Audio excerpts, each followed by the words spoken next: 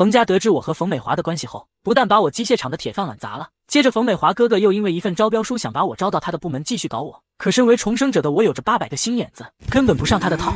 一个小小的乡下人，被我从机械厂都已经赶回村里，居然还不知道收敛，还敢要挟我。你别这副样子，虽然你对这个人观感不好，可是我看那份招标书的话，我倒是觉得这个人是个人才。人家不光眼光有前瞻性，而且这份计划无论是哪一方面都做得特别详细和缜密。虽然有很多点我解释不清楚，但是人家比我能力强，就是我找人来做，也不一定能超过他这份招标书。就事论事，虽然他当你妹夫的话，肯定是身份方面天差地别，但是个人能力方面来说，我倒没有觉得这个人有啥问题。你是不是脑子进水了？这个人能没问题吗？他现在明知道背后是经贸局的局长和副局长，他都敢要挟咱们俩出面。你觉得这样的人没有城府，没有心眼儿？你被他玩死，你还得给人家数钱。我不信他不知道我是冯美华的哥哥，也就是说他知道我是他哥哥，还故意这么做让我出面，这不就是给我下马威？告诉我，我把他赶出了机械厂，他照样有办法重新拿捏我。这样的人，你要说他没有心机，没城府，骗鬼的。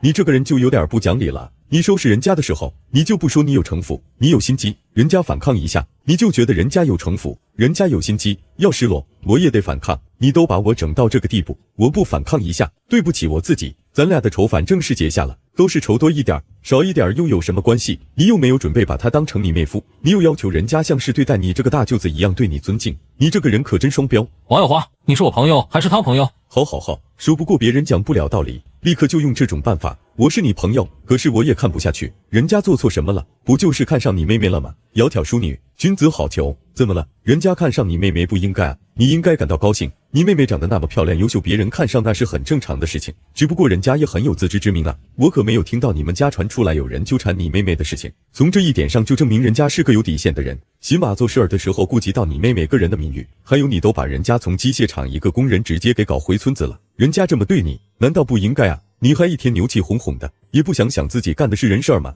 断人前途就相当于杀人父母。他就是个乡下穷小子。穷小子怎么了？人家乡下人就不能有自己的前途？乡下人端上铁饭碗那都不容易，好不容易端上个铁饭碗，你把人家铁饭碗给砸了，你说你干的这叫人事儿？这是正常人干的事情。你把人家打压成这样，人家自己又爬了起来，结果你还觉得人家要挟你？你讲点道理吧。最后两人还是决定去一趟桃花村，见到了江阳。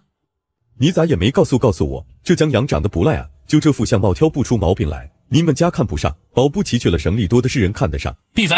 冯局长，王副局长，感谢二位大驾光临寒舍。小江同志，您的架子好大呀！你看我们的科长都没办法请动您，我只好来了。您不是说了吗？只有我这个局长来和您谈才能谈得通。那么我现在来了，你现在愿意跟我们去经贸去报道了吗？冯局长，如果您感觉到我今天的要求对您有所冒犯，在这里我跟你道歉。不过我想既然你们来找我，必然是抱着诚意的，而我有一些要求和条件也必然得和你们谈。如果我跟吴科长谈的话，吴科长还得汇报给您，恐怕来来回回这样来回的反馈请示，很耽误时间。我想冯局长和王副局长应该没有那么多时间，等得起吗？小子，你怎么知道我们等不起了？这蠢蛋太沉不住气了，被人家一句话就直接给炸了出来。王副局长，那一份招标书恐怕是您递交上去的吧？现在遇到问题，有一些难题很难解决，比如说我所提出的第一项建设，这份建设设计图，目前你还拿不出一个很好的方案。是啊，我当时大概瞟了两眼，当时是觉得这个东西只要过了招标书，直接送到设计院去拿一份设计图就行。可是谁想到部长亲自询问我又没有提前准备好设计图。不过这2天我已经找了设计院的教授，他们已经在做方案。不过你也知道，这么大的建筑面积，加上建设的又是国内首屈一指的星级酒店，他们也需要时间。目前国内还没有可以匹配的方案可以参考。王部局长、冯局长，请二位过目一下，看看我其中的一张设计图符不符合你们的审美。小江同志，我知道你的招标方案写得非常完美，这一点大家都是认可的。不过你不是专业的建筑设计人才，对于设计图恐怕只会空有审美，并不一定符合物理以及更多的要求。咱们省里的专业建筑设计院的教授们，他们正在商量方案，已经商量了几天几夜，还没有一个详细的答案出来。我想这种事情还是要请专业的人才来做。老冯，你看一眼。我看了，这虽然只是设计图其中的一部分，但是光是这个呈现出来的就足够让我们惊艳。你看一看，这是设计图的外形。这座酒店不光外部造型特别奇特，而且吸引人眼球，一眼看过去就有一种超时代的现代感。而且你看一看这酒店设计的外形，包括周边的环境，让人有一种犹如置身在国外的感觉。配套设施、游泳池，还有周边的这些设计，甚至还有温泉设计。小江，你们这里还有温泉吗？我们周边有一处地方的确是有地下有地热的，这里对于外人来说可能不太知道，但是我们村里人都知道，这个地热一旦开发出来的话，将来就是最好的温泉资源，也可以吸引外部的一些旅游资源。冯志华拿着那张纸认真地看着上面的东西，不得不承认，这张图只是一个外观的草图，没有内部详细的东西。但是光从草图这种直观的一眼看过去，连他也有些惊讶。怎么样，老冯这张图不错吧？这可比设计院的那些图可厉害得多。这不过是一张图，这种建设方案后期如何建设，根本国内没有任何大的建筑单位敢接手，谁知道能不能成功画图？谁不会画呀？江阳，那关于招标书里的其他呢？比如说你说的服务管理及各项配套服务的增加，我光是看到了一个大概，但是详细的没有见到，只是听你描述的和别人完全不一样。比如说对待客人犹如对待上帝一样，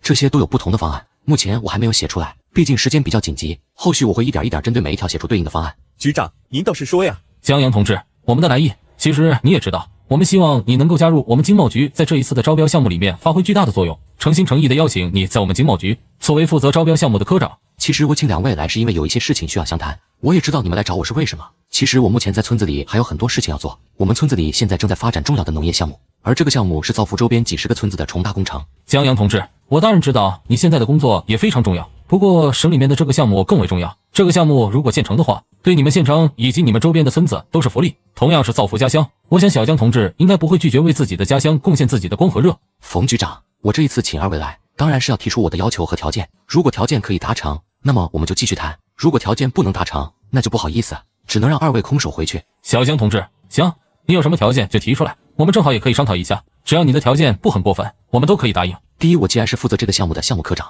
我希望我拥有绝对的话语权，也就是说我做什么事情，做什么决定不用层层审批，专人专项。比如说我只针对冯局长您对接，只要你一个人签字，我的这份计划书就可以照章执行，这样可以省去工作中的很多麻烦。这小子有脑子啊，这一句话就堵了我想要使出的那么多手段，这个恐怕不行。毕竟经贸局有一套完整的管理监督程序，各级领导层层把关，这才能保证项目的顺利实施，避免错误产生。因为我们经贸局所做的每一个决定，每一个项目都涉及到底下的重大开发和发展，涉及到每一笔巨大的资金应用。好啊，既然如此，那二位慢走不送，经贸局的这个工作我做不了。既然二位对于这个项目没有话语权，那么咱们就不用谈这个。我一个小小的农民贸然进了经贸局，所有人都盯在我的身上，没有人脉和熟悉的人，甚至连自己的手下都指挥不动，现在还要让我向上级领导一层一层审批，基本上这个工作无法开展。冯局长，这事儿就此作罢，你们二位请回吧。冯志华第一次被人这么干脆利落的拒绝。小江同志，这事让我们俩先商量商量，咱们凡事好商量。还有什么条件你一次性都提出来吧。第一就是我刚才提的那一点点要求专人对接，这个咱们必须明确，无论我是跟冯局长亲自对接，还是跟王副局长亲自对接，我要求有一个明确的书面文件。好，还有呢？这个项目组涉及到的后续工作很多，我需要全力配合的人员达到2个小组，可以日夜不停的工作。小组的配置人员，我会列一份清单出来，根据各项职能的不同，希望他们能全部都就位，每一个小组不低于15个人。行，30个就30个，老子忍一时之气，等你项目完成，老子让你哭都没地方哭去。我要求除了这30个人之外，还有一组应急小组人员留在经贸局负责专门的各项工作。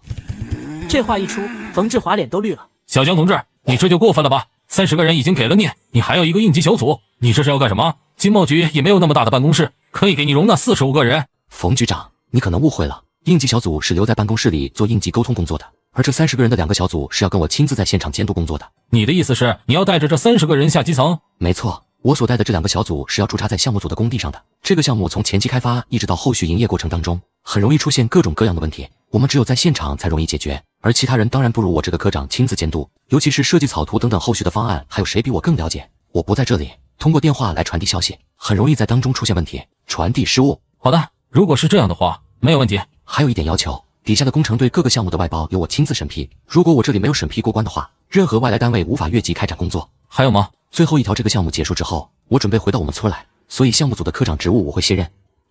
妈呀，这个人是个狠人啊！这最后一条很明显把我们前期想要对付他的所有手段堵完了。